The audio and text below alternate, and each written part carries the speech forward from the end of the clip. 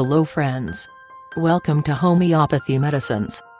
Today in this classic Homeopathic Materia Medica lecture discuss about homeopathic medicine Apis mellifica by Dr. Farrington, MD.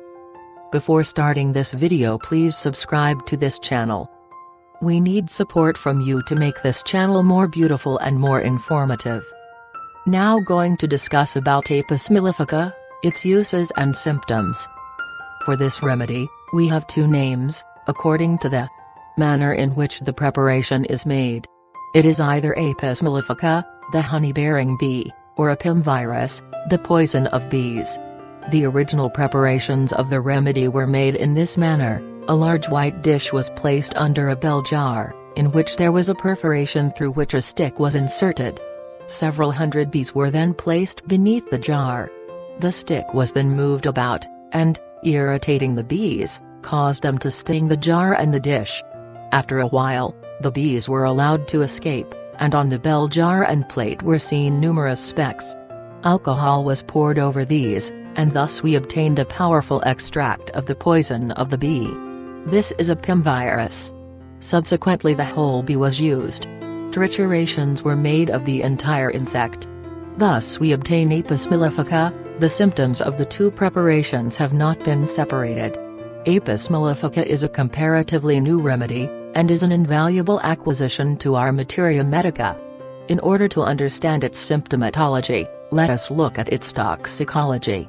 Take, if you choose, a sting on the hand or finger as an illustration.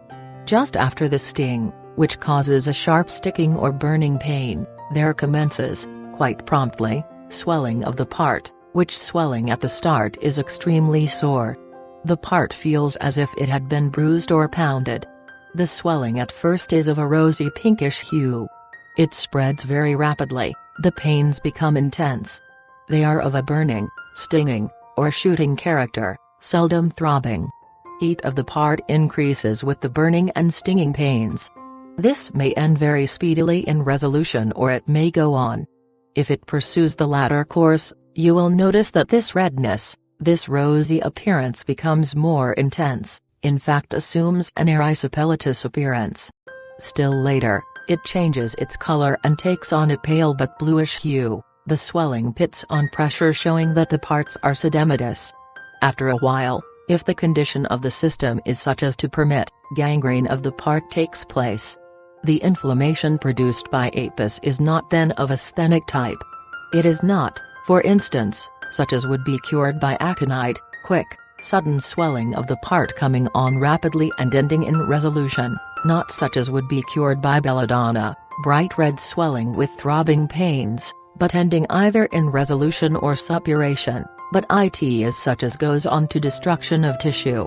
In one case where the sting was on the hand, the patient suffered also from a carbuncle on the back of the neck.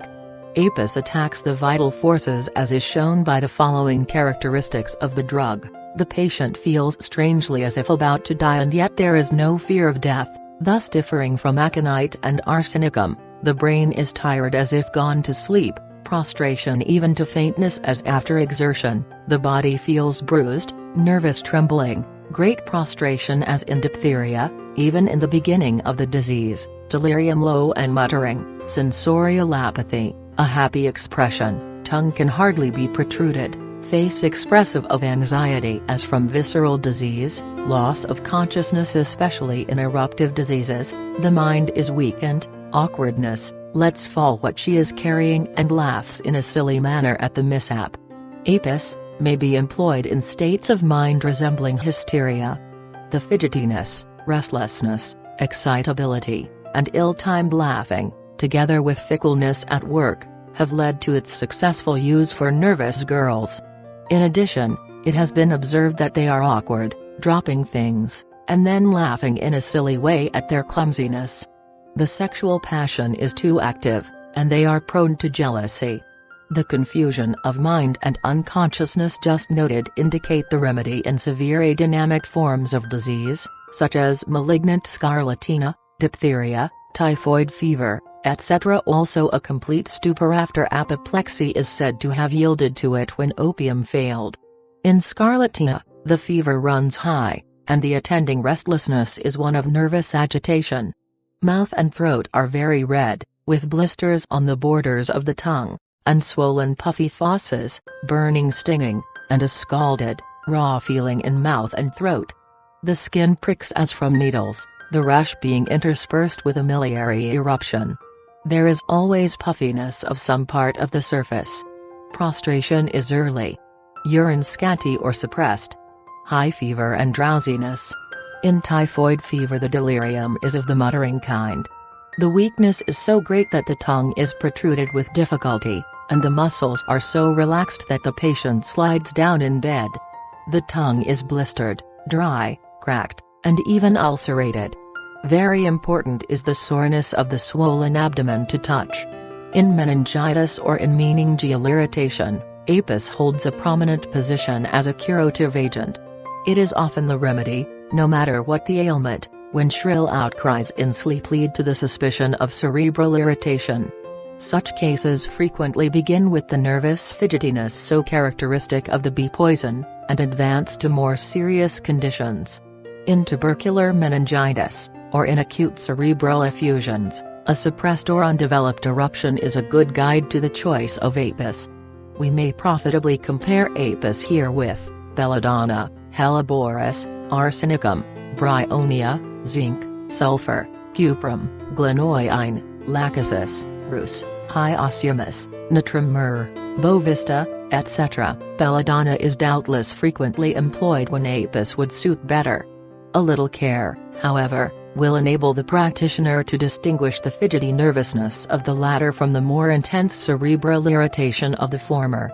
The congestions of the former are more violent, with throbbing of the carotids, injected red eyes, and a drowsiness, broken by starts and frightened outcries. The adenamia is much less than in the apis. If the disease is scarlatina, the rash is smooth and bright red, not miliary. The skin is hot and the face red, or in sore cases pale, but not pale and copyright edematous as in apis. The cervical glands may be swollen, but there is not the cellular infiltration, with an erysipelatous blush as in the bee poison. If there is meningeal irritation, belladonna is needed when the symptoms are intense, apis when the nervous agitation predominates, with the shrill cry, which betokens stabbing piercing pains or excitement. In meningitis, belladonna is decreasingly indicated as the symptoms of effusion increase, while apis is increasingly indicated, so long as symptoms of irritation obtain and the cephalic cry is marked. Helleborus claims precedence when the irritation of apis gives place to mental torpor, with want of reaction. The forehead is wrinkled, the pupils dilated, and the lower jaw tends to drop, the sopper is complete. Automatic motions of one arm and one leg, forehead is bathed in cold sweat. It may bring about reaction so that another remedy will cure. In typhoid fever, they differ widely. Apis, though it has great weakness, apathy, and stupor, has a dry blistered tongue and exquisite soreness of the abdomen.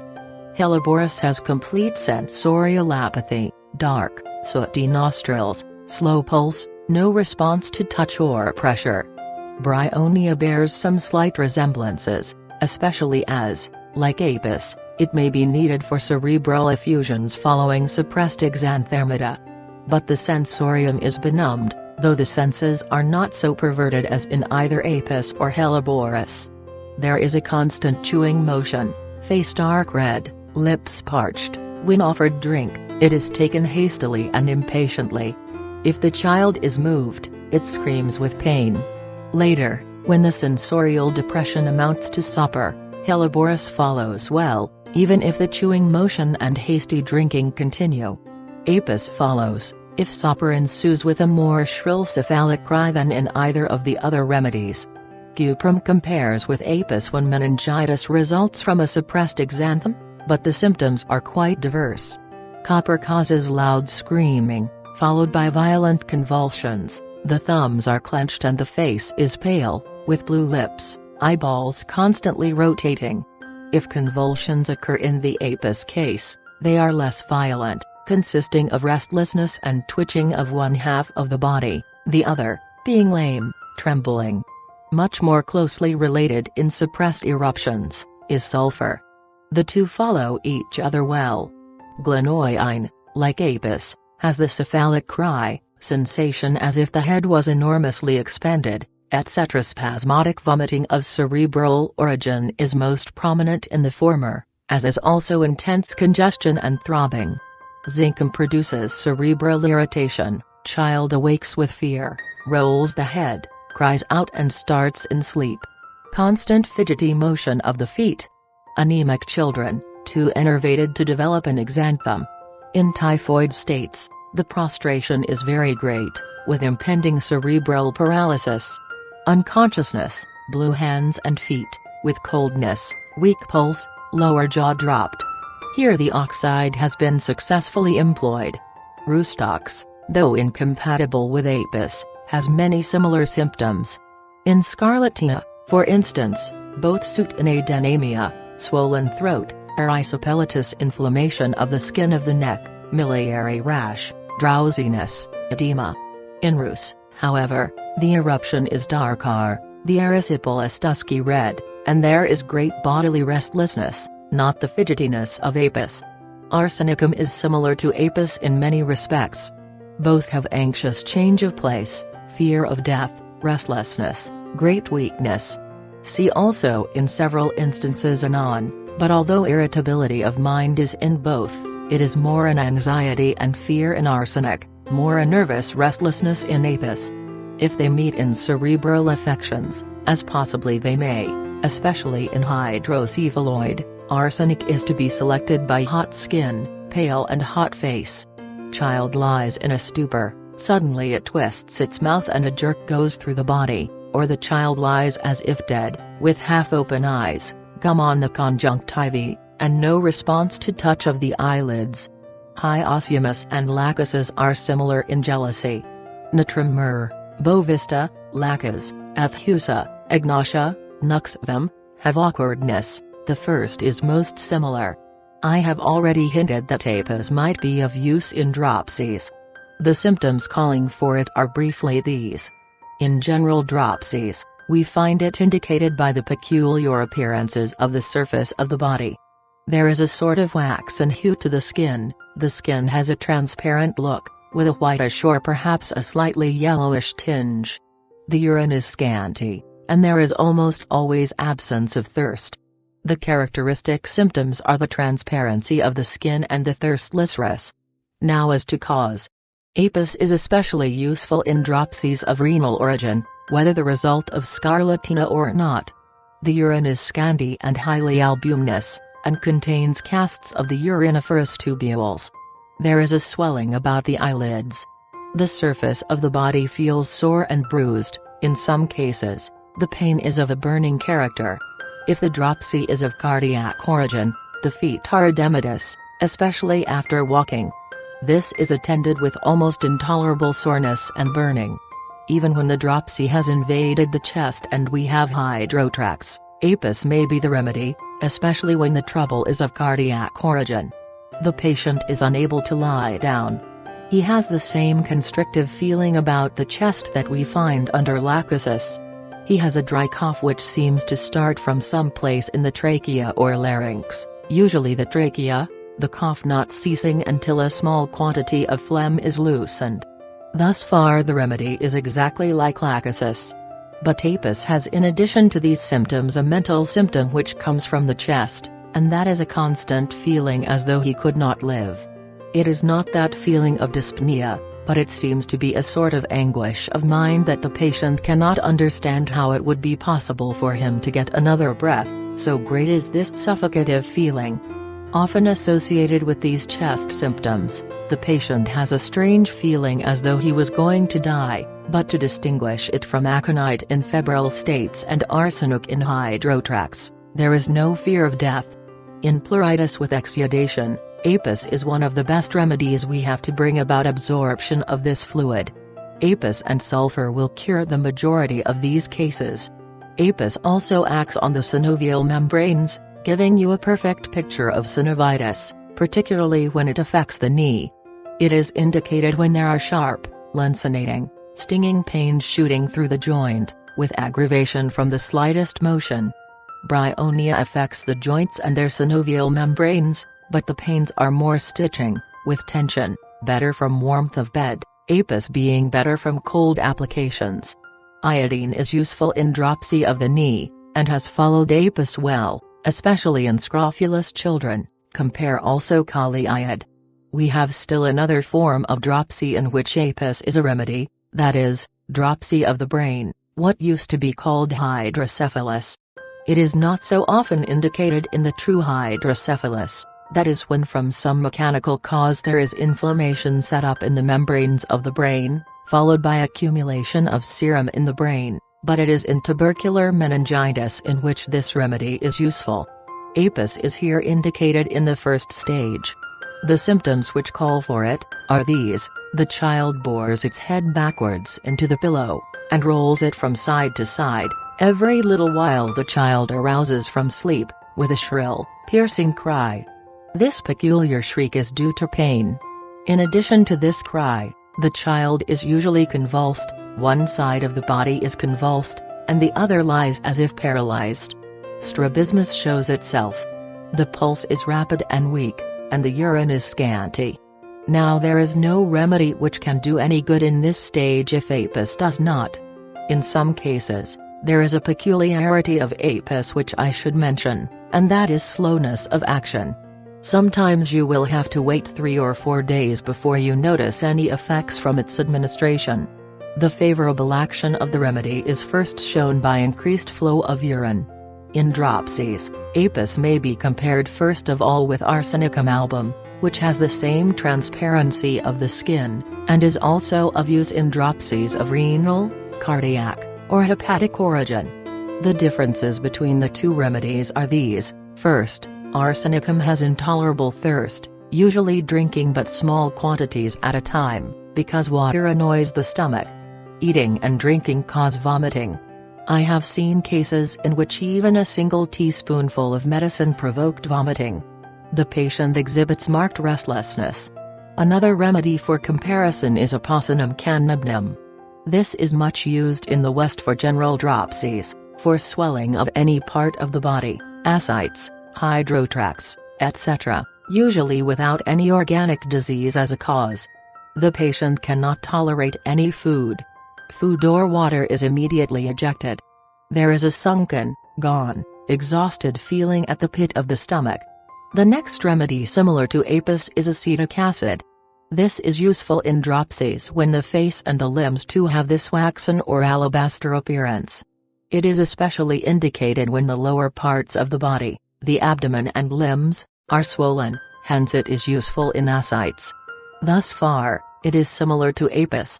But it has thirst, which apis has not, and there is almost always gastric disturbance present, sour belching, water brash and diarrhea.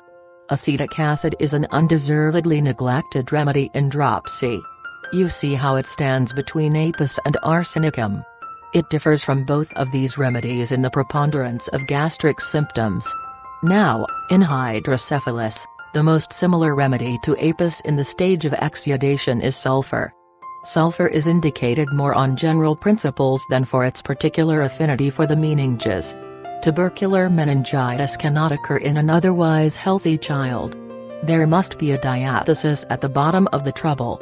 Sulfur helps in the same stage as apis when apis fails to bring about a reaction, particularly when the child is scrofulous and has other sulfur symptoms. The child lies in a stupor, with cold sweat on the forehead, with jerking of the limbs, particularly of the legs, with spasms of the big toes and sometimes of the thumbs also. The urine is suppressed.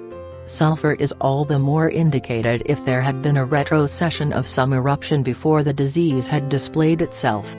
Helleboris is also similar to apis in hydrocephalus. Apis is useful while there is still some irritation of the brain as indicated by the cephalic cry. Hellebore is indicated when torpor predominates, when the child lies wholly unconscious. The eyes do not react to light. Urine is suppressed. There is automatic motion of one side of the body. You will notice, too, a peculiar corrugation of the muscles of the forehead, particularly the occipitofrontalis. In milder cases before the stupor is profound, you will find hellebores indicated by these symptoms. This corrugation of the muscles of the forehead is present, together with a constant chewing motion of the mouth. The child seems to have no wants. It asks for nothing, yet, when given water, it drinks with avidity. Now, a word respecting the differences between belladonna and apis. Belladonna is not usually indicated in tubercular meningitis. It is the remedy above all others for the simple meningitis but not for the tubercular form of the disease. Belladonna is the very essence of acuteness in its symptomatology. Every symptom appears suddenly and with great intensity. Tubercular meningitis is a slowly developed disease. However, if the premonitory symptoms are violent, you may use belladonna in tubercular meningitis in the stage of hyperemia with acute pains, restless, tossing about, crying out in sleep, and boring the head into the pillow, but it ceases to be the remedy when the exudation is established. The range of belladonna is at an end when that of apis begins. There is another remedy which sometimes comes in between belladonna and apis, and that is bryonia, which acts on serous membranes, causing copious exudation. It is indicated after belladonna. The child becomes more stupid from increased pressure on the brain. The face suddenly flushes up and then pales off, usually a bad symptom. The child cries out, particularly when moved in the least. This is a characteristic symptom. The child is stupid, the abdomen distended, and the tongue is usually coated white down the middle. So much for apis and its concordant remedies in dropsies.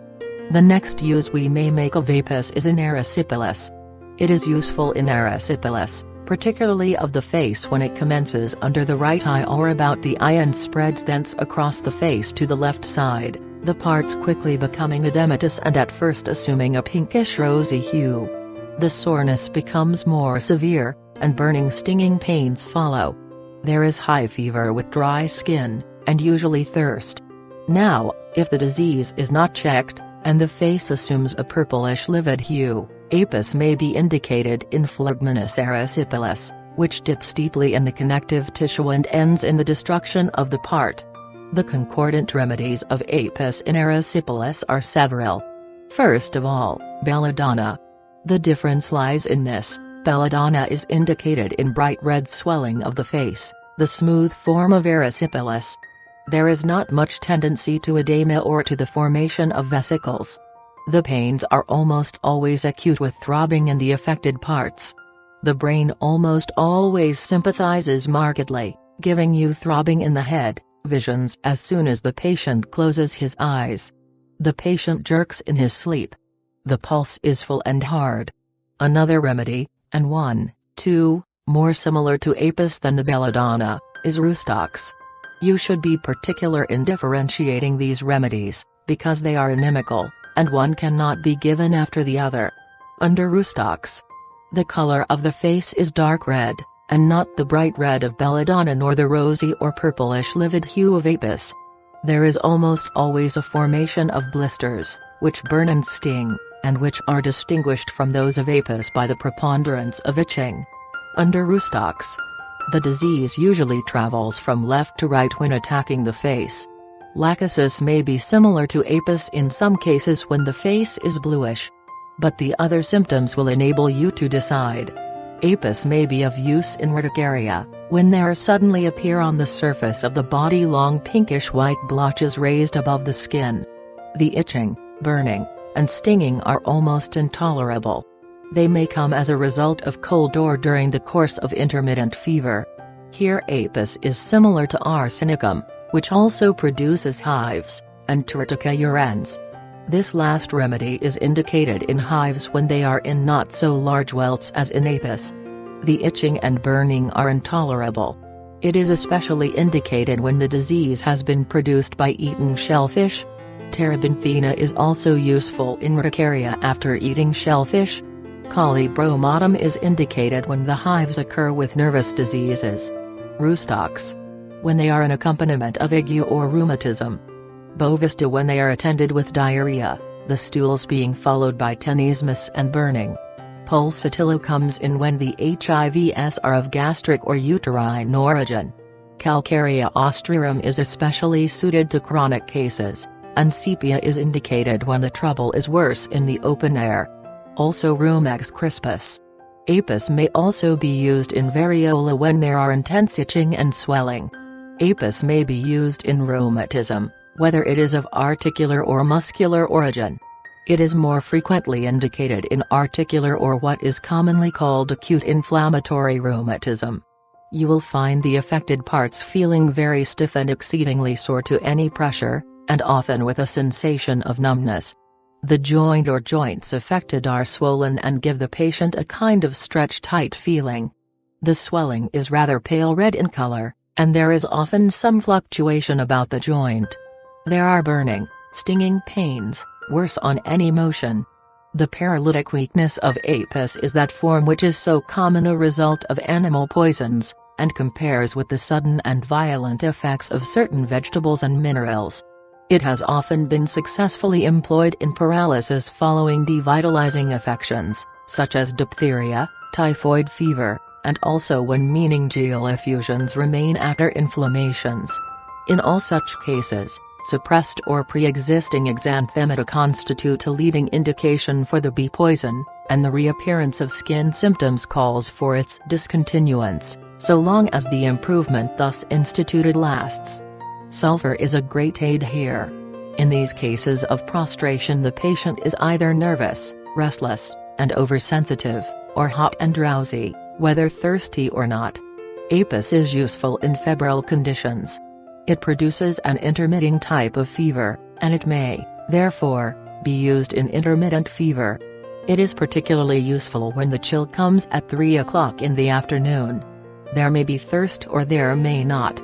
But there is oppression about the chest, with a feeling as if it was too full, which it really is, there being congestion of the thoracic viscera. This chill is followed by burning heat of the whole body, with increase of this oppressive feeling of the chest. The heat is followed by sweat which may, however, be imperfect. There is never any thirst during the sweat. That is characteristic. During the aporexia many characteristic symptoms are present. The patient often complains of pains under the ribs on either side. The feet are swollen and edematous, the skin is sallow or waxen, the urine is scanty and urticaria is present. So you see that it is indicated in rather severe forms of the affection, when excessive use of quinine has spoiled the case, and in chronic forms which have undermined the general health and produced disease of the liver, spleen, etc. The most similar concordant to apis here is nitrum myrrh. This is indicated in exactly the same type of intermittent fever as apis. The difference between the two remedies lies in the time of appearance of the chill, at 10 o'clock in the morning in the case of nitrum myrrh, and at 3 o'clock in the afternoon in the case of apis. In typhoid types of fever, apis is sometimes indicated. We select it first of all by the mental state. The delirium is not of an active type, the patient lies in a stupor, with muttering, the face is either flushed red, or, more frequently, pale and waxen, at other times there is a happy expression to the face. The skin in this type of fever we will find to be burning hot in some places while in others it is unnaturally cool, the cutaneous surface is almost always dry, should there be any sweat it is almost always of a transient character. The prostration is so great that the patient slides down in bed, he cannot exercise sufficient muscular force to retain his position on the pillow. The tongue is dry and red, and like that of lachesis, it catches on the teeth when the attempt is made to protrude it, and trembles. You often find, too, that there may be a whitish or darker coating on the dorsum of the tongue, while the edges, especially about the tip, will be red and covered with little blisters and vesicles. In these cases apis resembles muriatic acid, which has this prostration, but it has the characteristic acid diathesis. In scarlatina, apis, as you may have already anticipated from what I have said of the remedy, may be indicated. It is not often the remedy in the Sydenham variety of the disease, in which belladonna is so frequently indicated. But it is of use where the eruption is interspersed with a miliary rash. Here, 2, we find the same defective effort on the part of nature to get up a fever. The body is very hot in some places and cool in others. The rash is deep red in color, very much like that of Belladonna, but differing from that remedy, you remember, in the presence of this miliary eruption which Belladonna does not produce. The child is drowsy, sleeping most of the time, or he is drowsy, but cannot sleep. This symptom you must remember, because it is identical thus far with one of Belladonna. Associated with this sleepy or wakeful state, the patient is fidgety and restless. You notice, too, that he is peevish, and manifests every symptom of being very irritable. This restless state of apis must be distinguished from those of Rustox and Belladonna. In Rustox, it is a general restless state of the whole body, and mind too. The patient lies first on one side of the body and then moves to the other. This is not associated with the arsenic anxiety. The general feeling is a desire to move about. In apis it comes from a general nervous feeling. The inability to go to sleep in Belladonna comes from inflammation or congestion of the brain. The hyperemia gives you this drowsy state, and the brain is so exhausted that the patient cannot go to sleep. In addition to the symptoms already mentioned for scarlatina, we have apis further indicated when the condition advances to effusion of serum about the brain. The throat symptoms are unimportant. You often find diphtheritic patches on the tonsils. The throat inside is swollen and rosy red, while externally it is engorged, with erysipelatous blush to it. Apis may also be used late in the disease for the sequelae, that is, when the kidneys become affected and dropsy appears with albuminuria. Again, we find apis indicated in diphtheria, and I think that the remedy is indicated in the genuine disease. From the very beginning the child is thoroughly prostrated. There is not much fever, in fact there is a suspicious absence of heat. The pulse is rapid but not strong. At first you find the throat having a varnished appearance, as though the tonsils and fosses particularly were coated with a glossy red varnish. The membrane forms on either tonsil, oftener on the right than on the left, and it is thick, looking like wash leather. The tongue is often swollen so that the child can scarcely swallow. If the child is old enough, he will complain of a feeling of fullness in the throat which necessitates swallowing, but makes it very difficult. The explanation of this is found in the next symptom, that is the uvula is swollen and sedematous, consequently there is a feeling of fullness. If you examine the throat thoroughly you will find the rim of the glottis swollen, red and edematous, making the breathing very difficult. Breathing is labored owing to the narrowing of the entrance of the larynx. In some of these cases the breath is very fetid, while in others there is little or no fetor. In still other cases you will find as characteristic of apis a red rash over the surface of the body, and this rash at first makes you think you have a case of scarlatina. We find the external throat swollen and erysipelatous. Now, there are several remedies similar to apis in diphtheria. One of them is arsenic. Arsenicum is indicated in rather severe cases of diphtheria, as you might expect, when the throat is very much swollen, inside and outside, when the membrane has a dark hue, and there is great fetor. There is thin excoriating discharge from the nose. The throat is ostomatous, just as it is in apis. The patient is restless, especially after midnight, the urine is scanty, and the bowels are either constipated or else there is offensive watery diarrhea. In still other cases, when, despite the dark purplish hue of the throat, and the great swelling and great prostration, there is not much pain, natrum arsenicum is the remedy. Here, the uvula hangs down like a sack of water. Still another remedy is colipermangan. This remedy, which is seldom used in the high potencies, is indicated when the throat inside and outside is swollen, the membrane in the throat is horribly offensive, the throat edematous, and thin discharge from the nose. The great characteristic is the extreme fetor. Apis causes an irritation of the mucous lining of the larynx and trachea, and also soreness in the chest walls. It has been found most useful when laryngeal symptoms accompany Aerosyphilis, edema of the throat, glottis, or larynx, or suppression of eruptions. less often in simple laryngitis or laryngeal catarrh. Difficult breathing, and especially the unique symptom, he does not see how he can get another breath, has led to the successful employment of the drug in hydrotrax, hydropercardium, edema pulmonum and asthma. The lancinating, darting pains, palpitation, orthopnea, etc., have rendered apis valuable in cardiac inflammations and dropsy. Essential symptoms seem to be edema or sudden mucus swelling, dyspnea, and sudden, lancinating, or stinging pains, restlessness and anxiety. Compare lachesis, arsenic, sulfur, belladonna, polycarb, spigelia, digitalis, asparagus, opossum cannabin. Arsenic has many resemblances. So apparently alike are the restlessness, changing of place, and dyspnea, that the two are often misapplied, the one for the other. The best distinction lies in the fidgety restlessness peculiar to apis.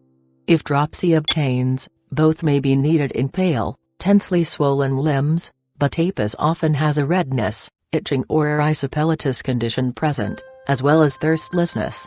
Belladonna is too often mistaken for apis in laryngeal affections. The latter has the most sedematous swelling, with consequent dyspnea, the former most spasmodic constriction.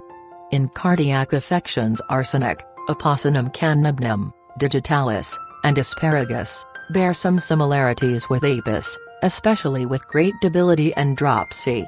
Opossum cannabinum is needed when the pulse is small and weak, heartbeat irregular, now weak, now stronger, sinking at the epigastrium. Asparagus suits in the aged, with weak pulse and pain about the left acromion. Digitalis causes a doughy appearance of the skin, pulse slow or weak, quickening with every bodily movement, gone, deathly sick feeling at the epigastrium, soon after eating. The cough of apis is a not uncommon symptom, when this remedy is needed. It resembles more or less lachesis, carbo-veg, rumex, belladonna, chamomilla, crotalus horridus, nux vomica, bryonia, ignatia, arsenic. Hyoscyamus. Lachesis, nux, bryonia, and hyoscyamus agree in adherent mucus. But lachesis has intolerance of touch, even of clothing, about neck, a symptom not marked in apis, except with a sense of suffocation. Rumex has a teasing, persistent cough, aggravated by cool air, or by anything which increases the volume or rapidity of the inspired air. Chamomilla differs mentally. Nux vomica cures cough from adherent mucus high up in the trachea, but there is a rough, scraped feeling in the throat. Bryonia adds epigastric irritation to the suprasternal, and the pains in the trachea and chest walls are sharp, stitching, as well as bruised, aching. Ignatia induces a nervous cough, and the more the patient coughs, the more annoying is the irritation. Arsenic causes more a burning tickling in the fossa, but since it so often concurs with apis, it should be compared with the latter, especially when cough accompanies dropsy, heart disease, etc. Arsenic, then, is really a concomitant. Belladonna may be misapplied for apis, but we ought to be able to distinguish the former by its greater constriction of the throat, and deeper inflammatory redness.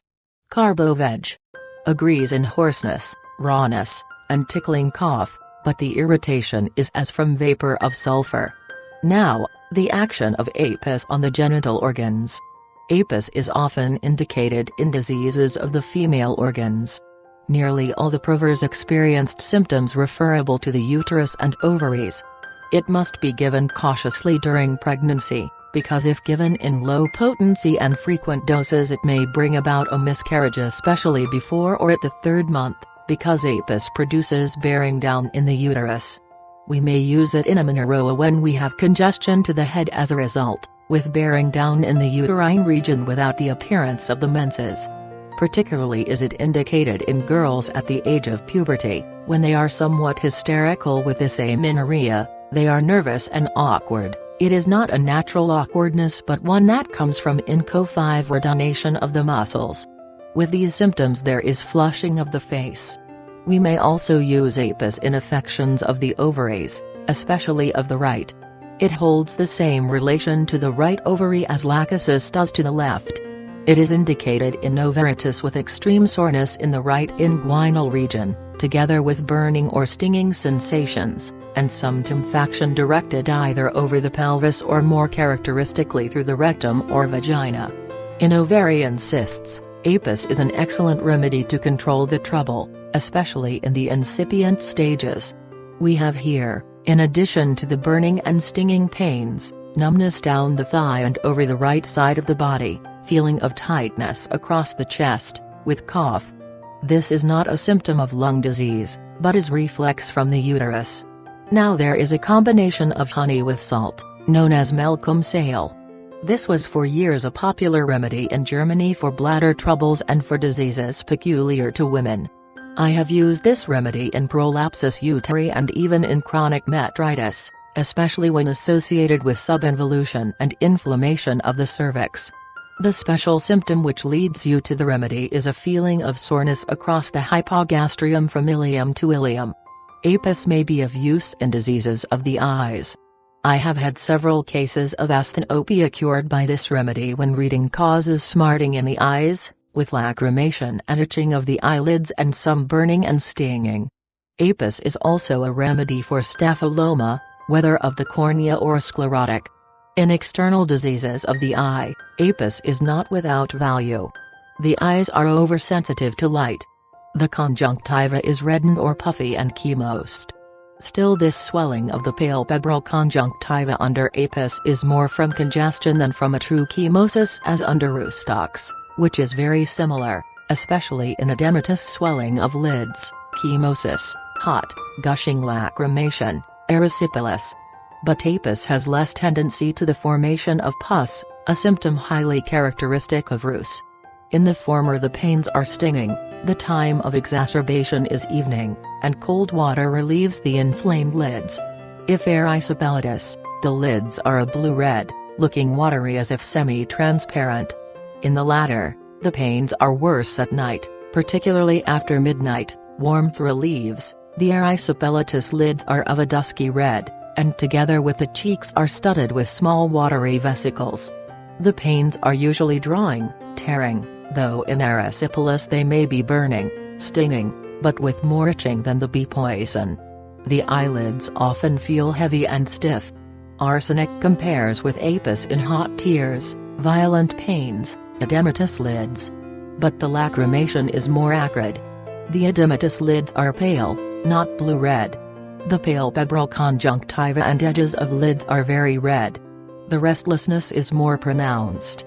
Relief is usually obtained from warm applications, though the scrofulous patient can open his eyes in the open cool air, but not in the room, even if dark. Worse at and after 12 p.m., to return to the eye symptoms of Apis, the lids are swollen, red and edematous. There is burning of the tarsi, with agglutination of the lids. Sudden and very severe pains shoot through the eyes, and these are relieved by the application of cold water. The eyes are generally worse in the first part of the night. Apis is often indicated in scrofulous ophthalmia, in which affection it is often followed by cholebichromicum. It now only remains for me to speak of the intestinal symptoms of Apis. It may be of value in diarrhea, such, for instance, as comes on during the course of typhoid fever or scarlatina, or as the result of the debilitating influence of continued heat. You will find it useful in the diarrhea of children who are very much debilitated. There is generally present irritability of the brain, with the condition known as Hydrocephaloid.